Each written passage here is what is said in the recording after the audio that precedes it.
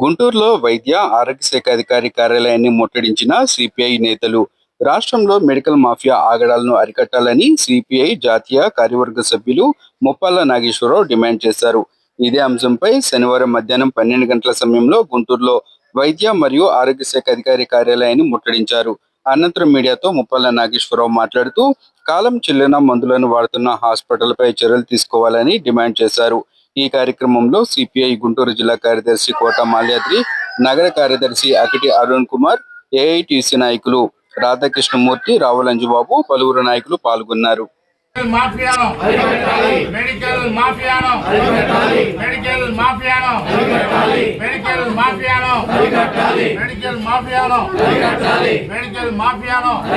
Media మిత్రులు నమస్కారం.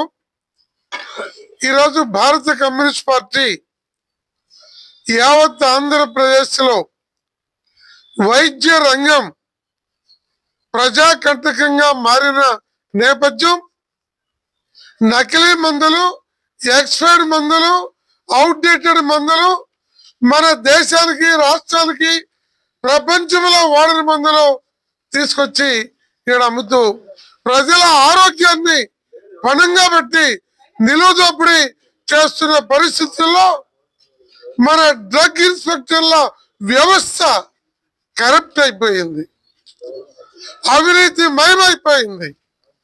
సరైన ఇన్స్పెక్షన్ జరగటం లేదు. ఎక్కడ ల్యాబుల్లో ఏ టెస్ట్కి ఎంత మందు పెట్టే ల్యాబ్ వాళ్ళాడు, పెట్టే డాక్టర్ లేడు, మెడికల్ షాపులు లేవు. ఇవాళ కేంద్రంలో ఉన్నటువంటి నరేంద్ర మోడీ, వారి ప్రియ మిత్రుడు ఈ రాష్ట్రంలో ఉన్నటువంటి కూటమి అధినేత చంద్రబాబు గారు, పవన్ కళ్యాణ్ గారు ఆరోగ్య రంగాన్ని గురించి పట్టించుకోవాలి. రాష్ట్రంలో సత్యకుమార్ గారు బీజేపీ మంత్రి ఈ రాష్ట్రంలో ఉన్నారు. వారికి ప్రజల వైద్యం, ఆరోగ్యం పట్టదా? గవర్నమెంట్ హాస్పిటల్స్ ఎంత దరిద్రంగా, ఎంత నికృష్టంగా, ఎంత అపరిశుభ్రంగా, ఎంత పచ్చిబూతుగా మారిపోయినాయో మీ అందరికీ తెలుసు. ఈ స్థితిలో వైద్యం అనేది ఒకరిద్దరు మంత్రులకి, అధికారులకి సంబంధించింది కాదు, యావత్తు ప్రజలకి సంబంధించింది.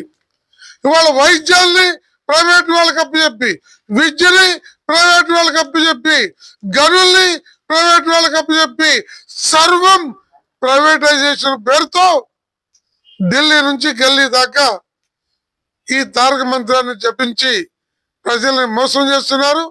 తక్షణమే దీన్ని అరికట్టడానికి శాసనసభలో ఒక ప్రత్యేక చర్చ ఈ మెడికల్ మాఫియా మీద, కార్పొరేట్ హాస్పిటల్ దోపిడీ మీద, సబ్సిడీ మందుల మీద జరిపి సరైన రీతిలో ప్రభుత్వం స్పందించకపోతే రానున్న రోజుల్లో తీవ్రమైనటువంటి ఆందోళనకి ప్రజల తరఫున పూనుకుంటామని తెలియజేస్తున్నాం.